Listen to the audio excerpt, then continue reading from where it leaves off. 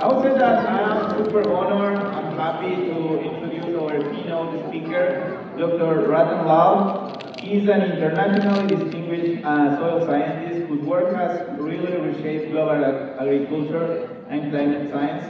Dr. Lal earned his PhD in soils from the Ohio State University in 1968, where he now serves as a distinguished professor and the director of the Seaface Rattan Lal Center for Carbon Management and Sequestration.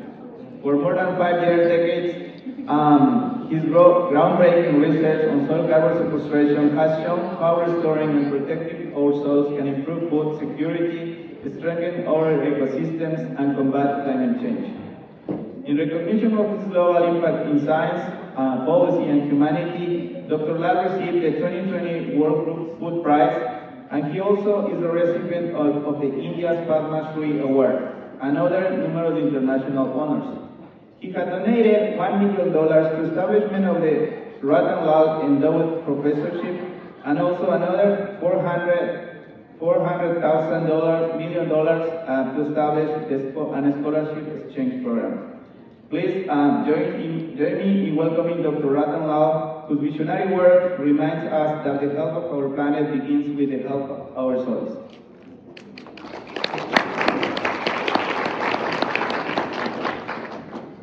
Thank you so much for the introduction.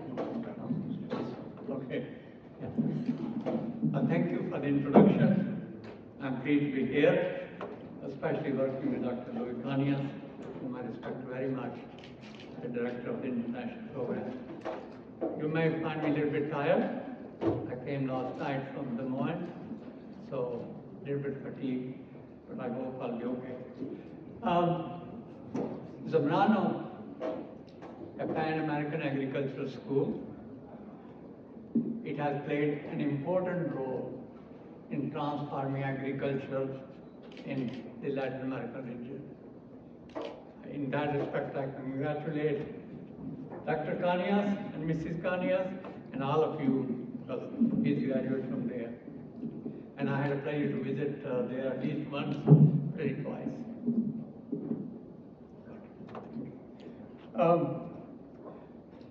The world agriculture powerhouse is Latin America. Since 1960, Latin America transformed from a food importer to the largest net food exporter of the world. That's a big achievement. This transformation is one of the most important developments in modern world history. Latin America is now among the top world producers of numerous agricultural products. Output has quadrupled since 1960 and has been growing over 3.5% per year. That's a great accomplishment. Agricultural intensification and global food demand. In 2009, FAO observed that by 2050, global food production would need to be increased by 70% to feed additional 2.3 billion people. That 70% increase would require land, 120 million hectares. But because Latin America transformed its production, we do not have to clear that land. So that's a very important accomplishment.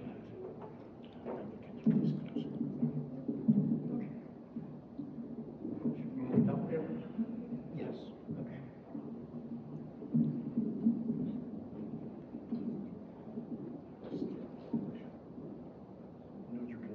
Okay, thank you. It's a rare opportunity that my boss is adjusting my phone. Thank you so much. Some have argued that African Guinea savanna may be the next breadbasket because of the agroclimate similarities between Brazilian cerrados and sub-Saharan Africa. Lag is the leading exporter of food. It produces soybean, maize, sugar, coffee, fruits, vegetables, animal feed, pork, poultry. Export amount in 2017, $1 billion was 79.3. Brazil and Argentina was 35.3, Mexico 32.5, Chile 17.0, Ecuador, I met some people here today, $10.4 billion per year, Peru 8.8, and the overall trade surplus of the LAC region is $104 billion in 2017, has gone up. In fact, agriculture in Latin America, if nobody complains from the Ohio state, at the moment is better than the Ohio. Soybean yield is much better. Many other yields are better. The total food production between 1961 and 2021, as you can see, went up by a factor of 10 for Brazil, and for the Latin American region, also by a factor of 5 or 6. That's a tremendous improvement, and that is why it is one of the greatest breakthrough in agriculture in the world history. Total food export from 1961 to 2021 for Brazil went up again 10 times, and for South America about 5 times. Soybean production in Brazil and the US, if you compare the yield, in 1970, Brazil was 1.1, US was 1.7, and if you come down to 2019 and 2020, Brazil is 3.3 and US is 3.4. That was 2020. I checked today's figure, Brazil is about 3.5 and we are about the same. Okay, cool. Thank you. I'm sorry if you can't hear me very well. This is better? Oh, you can? All right, thank you. So this is a tremendous success story from our respect. But, and that but part is important, while the production has gone up tremendously, there is a price. And the price is the environment. If you know a book called The Closing Circle by Barry Commoner, I talked about that in my class. It has 4 laws. The first law is everything is connected to everything else. The second law is Mother Nature knows no mercy. If you make a mistake, Mother Nature will never forgive you. The third law is that there is no way to throw away. When you say throw away this, throw away where? And number 4, which is very important for Latin America, there is no such thing as a free lunch. This tremendous progress has a price. And it's not a monetary price. It's the ecological price which is the most precious. And that ecological price is the footprint. The footprint in terms of soil degradation, water pollution, depletion, biodiversity loss, and the poor air quality, species extinction. And all of those are very important points to consider. In fact, the LAG must reconcile, and I want to repeat that, reconcile the need to advance food and nutritional security with the absolute necessity to restore the environment. The time is now. You can't wait. Take soil carbon depletion. Some soils have lost 25 to 75% of their carbon by plowing. Although right now, Latin America, especially Brazil, Argentina, Chile, Ecuador, they're doing very well in no-till, but that's recent development. CO2 emission in the atmosphere, because of land use, because of the fossil fuel combustion, in 1960 was 315 parts per million. Today, it is 427 parts per million. And agriculture, since it began globally, has contributed so far 600 gigaton of carbon globally. Fossil fuel emission, since 1750 is still less than 500 gigaton. And that 600 gigaton that we have lost from agriculture, we should work hard, the best we can, to put some of it back in the land. And how much you can put back? Let's say that we want to make a kind of tipping point, double the CO2 compared to what it was in 1750, before Industrial Revolution. It was 280. Multiply 280 by 2, at 560. Subtract from that 427, which is today, multiply by 2.13 gigaton per 1 part per million. That's about total amount of 283 gigaton. That maximum humanity can emit before the temperature will exceed 2 degrees centigrade warming. The question is, how do you transform agriculture beyond that point? And how do you make sure that this 283 gigaton is justifiably, morally and ethically distributed amongst all 8.2 billion people now? That's a very difficult question, but it has to be addressed. Soil carbon sequestration, from that point of view, is a bridge to the future.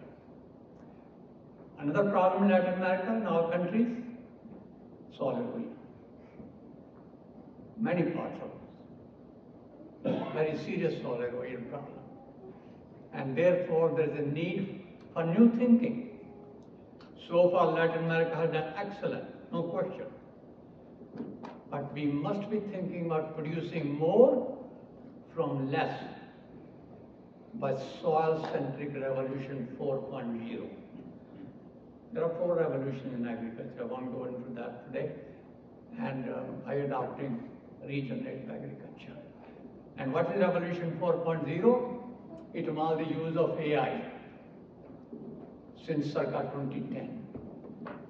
It's driven by cyber-physical systems or intelligent computers. The so-called digital agriculture, precision agriculture, is a part of that. So we want to change from farming, high productivity, that has been the slogan in Latin America, to transforming, from farming to transforming, by using AI.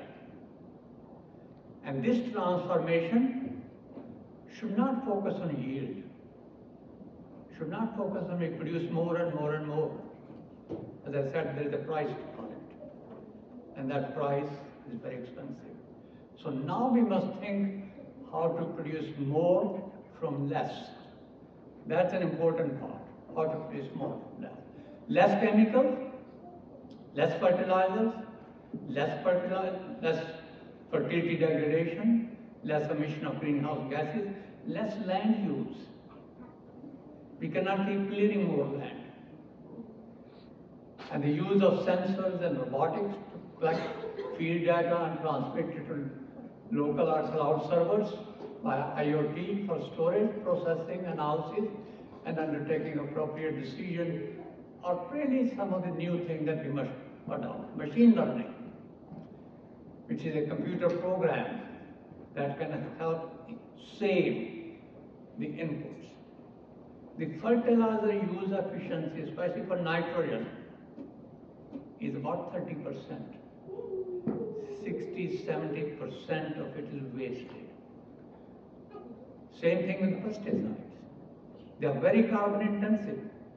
Nitrogen fertilizer, 1 kilogram, is about 2 kilograms to produce nitrogen. Additional cost is to package, to transport, to apply. Pesticides, 10 kilogram of carbon per kilogram of active ingredient of pesticides. Use them very carefully. Nitrogen, if it's not used properly, it's a poison. The difference between poison and medicine is the dose. You know, take one aspirin, which I did a few minutes ago, it gives you strength. You take 100 aspirin, you know what it does. Fertilizer should be used as medicine, not add as much as you want. That's a poison.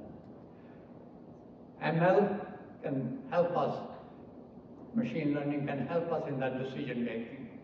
And this is actually the recognition that we must bring the revolution 4.0. And that brings me to the area of why soil? Why is soil important?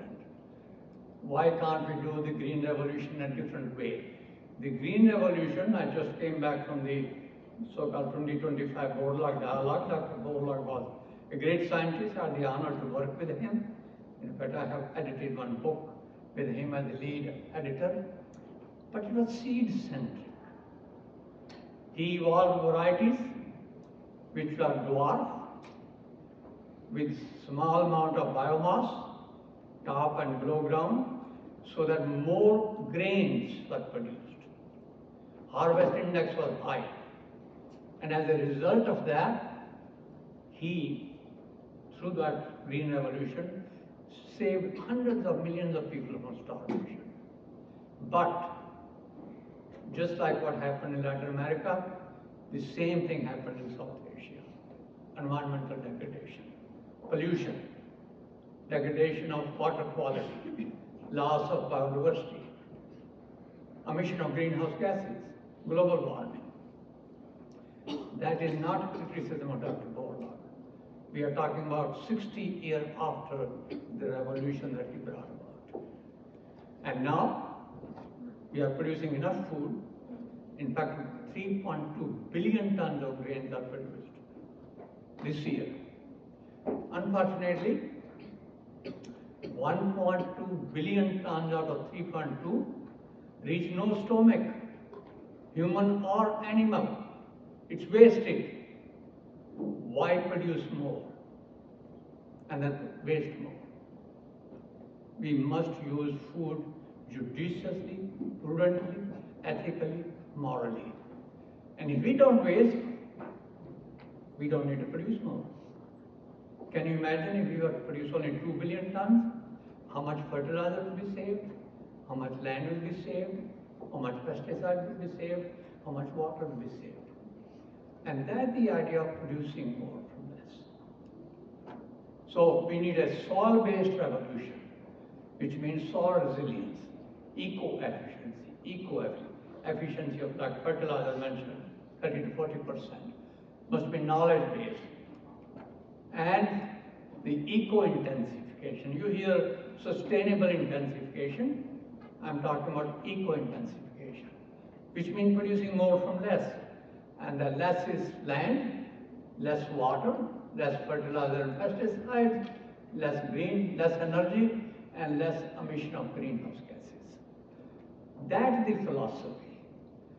The award should not be given to get the highest yield, 250 bushels of corn. But even if you got 150, but you save the fertilizer, pesticide, herbicide, emission, that's the award-winning philosophy. And that's the goal we want to have this. Therefore, we want to transform agriculture. The current intensive agriculture, dependent on heavy inputs, has 5 Ds. Deplete, degrade, destroy, discard, and dominate. 5 Ds. Take land from nature as much as you want. One species out of 700 or 800 million species uses 40% of the land. Unethical.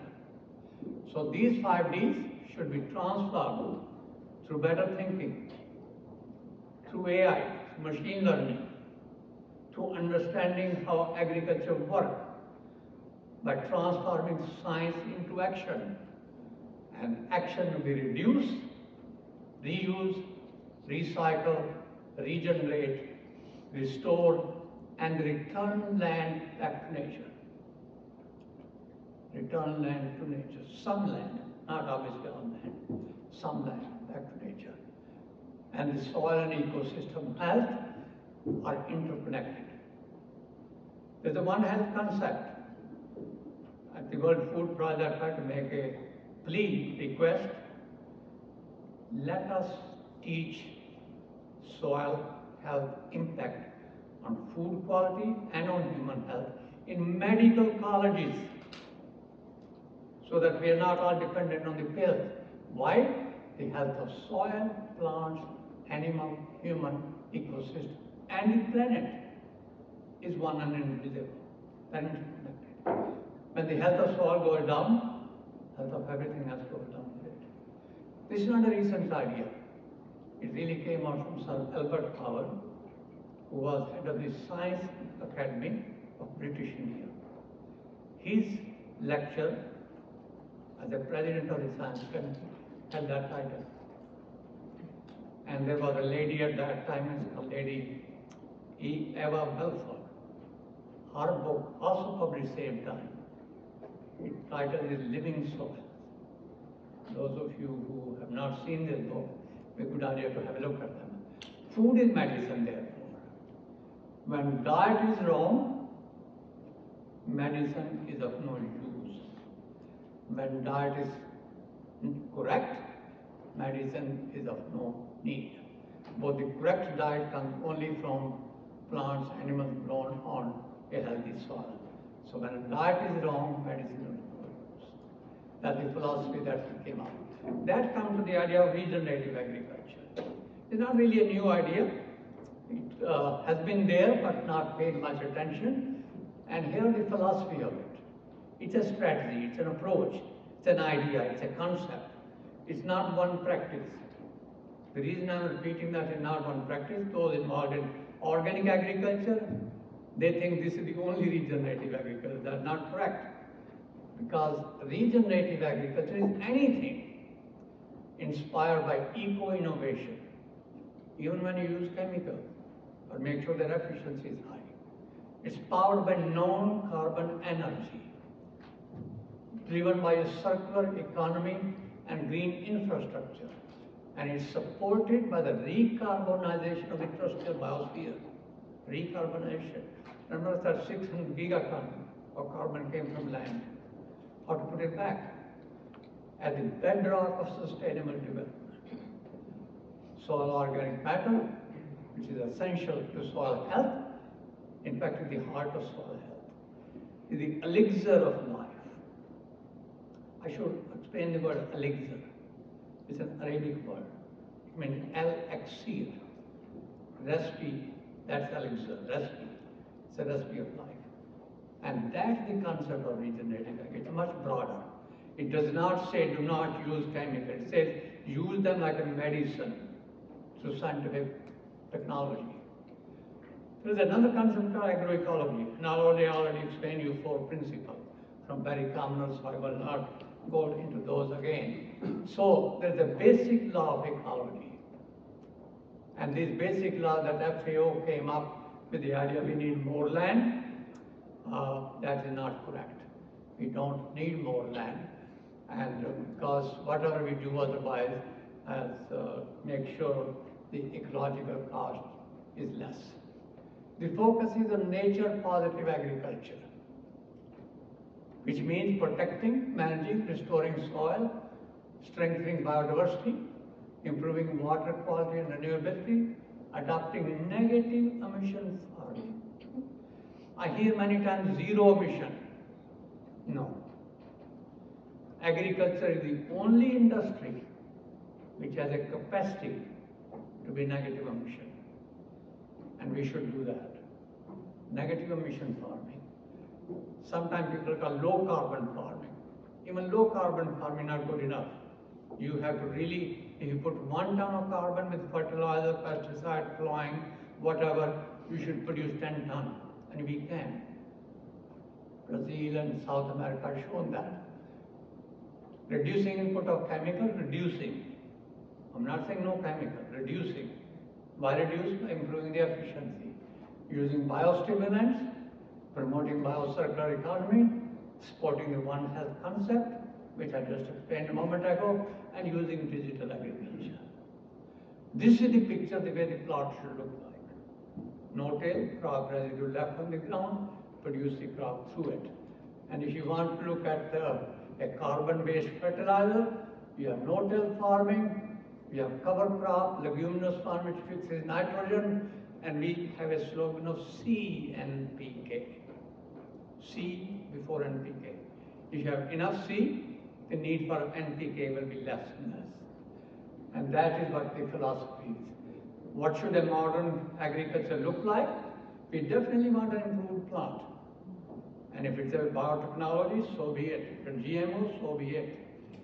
The idea is that the plant should be able to communicate with the managers.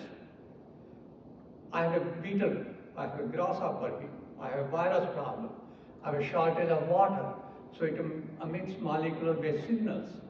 And this plant with a deep root system, with large biomass, and that's where the difference comes in between dwarf variety Dr. Bullock talked about, and we are talking about here, and grown with a cover crop and no-till farming, and improving soil health by integrating that plant with trees and livestock, and making sure the soil health is so good that soil naturally becomes disease-suppressive soils. They have high biodiversity. And we, in case, need medicine input of water and fertilizer, not indiscriminate use. Apply them as a drip fertilizers, drips of fertilization, drip fertigation. And they should be absorbed mostly by plants so they don't leak out in the environment. That's the idea of producing more from less.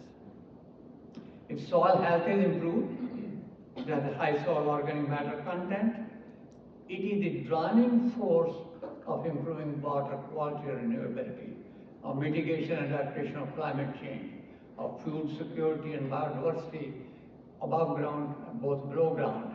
It is in fact the heart of soil health. Therefore, whatever we do, we want to make sure that soil organic matter content is maintained. Crop residue, make sure it's returned. Grains are for people, the residue is for the land. And that equity you must maintain. Taking away the residue from land is a robbery, nothing else. That's a more greed. And that brings me to the topics of farming carbon. Growing carbon in a land as a crop, as a commodity. It's a new crop that farmers can get income from. And that income can lead to carbon sequestration also. The technical potential of carbon sequestration soils of the world, if we manage them properly, is about 2.5 gigaton, which is 25% of the fossil fuel emission. And if between now and 2100, 75 years from now, we manage soil properly, we can sequester about 178 gigaton of carbon. In vegetation, we can sequester another 150. Total, 333. We divide by 2.13, it's a drawdown of atmospheric CO2 of 157 parts per million. So if we can find alternative to fossil fuel, and if we transform agriculture, mitigation of climate change is possible on a long-term basis. But you can't have that with a slogan, drill baby drill. I won't go into that slogan. For this we must respect farmers. We must pay them. How much? $50 per credit. One credit is 1 metric ton of CO2 equivalent. What does equivalent mean? We are transforming N2O and CH4 into CO2 by multiplying 310 N2O and 24 or 25 CH4 and pay $50. But there are some companies which I salute them for thinking about it and doing it. They pay for $5, $8, $10. No, that's not possible. Farmer will not do it if the price is not right. And we should be willing to pay that price. I'm going to come back in a moment where that money comes from. We need $100 billion per year. $100 billion per year to transform agriculture. US dollar 100 billion, 70 billion for small farmers. There are 550 million small farmers, including Latin America, Africa, Asia. If they all get $50 per credit, sustainable development goals will be achieved. And the medium and large farmers, like in the US, they also get $30 billion. Now, is this a lot of money? I calculated it. It's a cost of 200 fighter jets. Do we need them? Think again. But nobody ever thinks about that. If you want to bring the peace in the world, this is the solution. I'll come to the end for that goal in a moment. Where should this fund come from? You know, we have a question of smoking. Shouldn't? Okay. You know, I have to be careful. Somebody, I hope somebody took a picture of you holding my mic. That's very kind of you. So where the fund should come from? I was talking about smoking. Several people are now getting some kind of compensation from who? Cigarette companies, tobacco companies. Now the earth has a fever. Earth is getting feverish. Why? Fossil fuel emissions since 1750. Shouldn't the export companies, countries, machineries have some duty, obligation to compensate farmers if they do good? So fossil fuel exporting countries on top of my list. I presented this in Dubai. I don't think many people like that idea. Not in Dubai, at least. Agro-industries, John Deere, Alice Chambers, fertilizer company, OCP, nutrient company, machinery company, seed processing company, all agro-industry, they should pay. And then you and me. At least 15%, maybe 20%, consumers should pay, so that we are eating healthy and without destroying land and resources.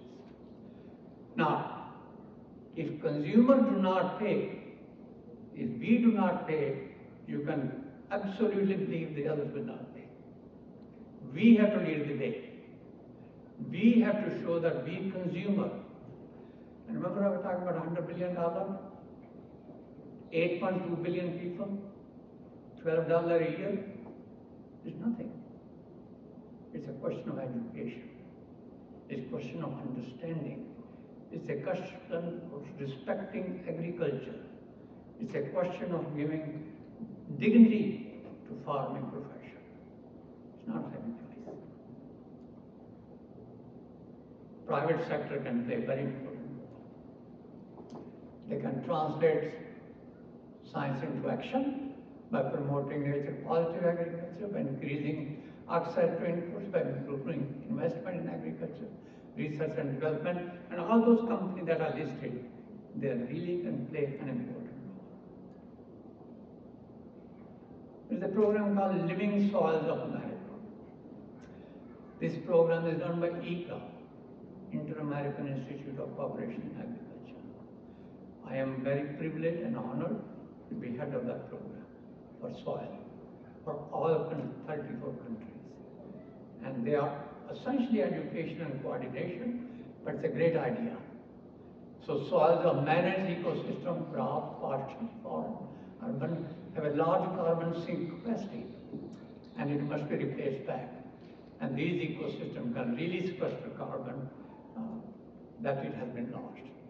And then bringing me to the last point, rights of soil. Soil is a living entity. All living entities, even butterfly and even anda and monarch flies and many other All species, they have rights. Why not soil? Soil is the largest reservoir of biodiversity. Why not it have rights?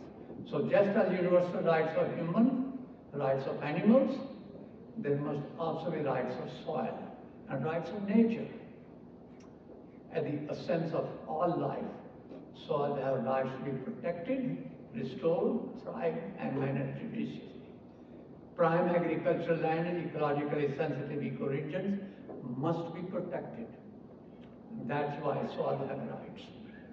In this country, we have Clean Air Act, 1967. We have Clean Water Act, 1972. Ohio River have algal bloom problem every summer. Lake Erie has so much algal bloom problem. Toledo did not have a water supply a few years back. Some of you remember for several days.